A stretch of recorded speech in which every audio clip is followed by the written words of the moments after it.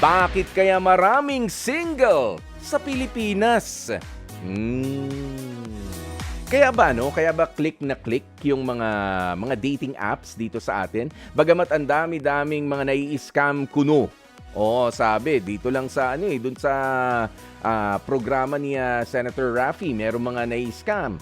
O doon sa programa ko sa Heart to Heart, 'di ba? Meron ding mga naloloko o kaya naman nagkakaroon ng relasyon kaso ewan ko, nagkakanta hetot-hetot yung relationship nila. Pero nandun pa rin naman sa mga dating app. Kaya nga ba, click na click yan dito sa Pilipinas? Kasi nga, mas marami talaga ang single dito. Ichika mo nga ang sagot, ha kapatid? Ano sa tingin mo? Bakit marami ang single sa Pilipinas? O masyado ng marami ang nag-iisip na independent na sila? Ayan, mapababae, mapalalaki, na self-love. Ayan ang kanilang numero unong priority, ganyan. O kaya naman, o baka rin dahil sa mga magulang, 'di ba, na gusto ko munang ibigay ito kay nanay, kay tatay, sila muna. Bago ang love life ko, isa rin yan sa mga nagiging problema, 'di ba? Poverty. Yan. Kaya naman, on top of priority nila, yung makapag-provide muna para sa pamilya. May kinalaman nga rin kaya dyan?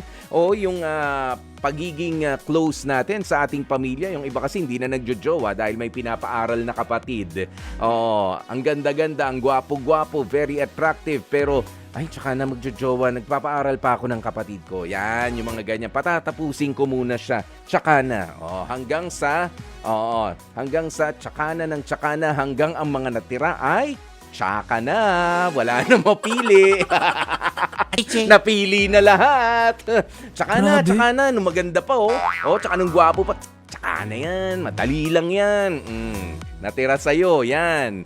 Yung mga tira-tira talaga. Mga Ayaw mo sa akin! Ayaw ko rin sa'yo! Eto na, ready na ako, world! Pero, ay, tsaka na. Yun na inabot. Sige, tumawag na nga po kayo sa akin at 8689-3289 o kaya naman ay 8689-3290. Pwede rin na i-text ang inyong mga kasagutan sa 0960-258-0840. At mamaya tutukan din ang chika kung saan nag-number 1 ang mga Pinoy ayon sa isang ginawa ring pag-aaral. Nag-number 1 na nga sa maraming single, may number 1 na naman dito. Naaabangan tayo, ano nga kaya yan?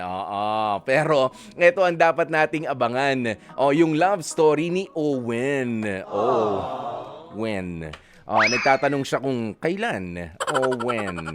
Okay. Ay, nako. Pinilit na naman yung joke. Okay na, ganda na nung tsaka-tsaka na, tsaka yung tsaka na Sorry. Mamaya na lang ulit, isip ako na mas maganda.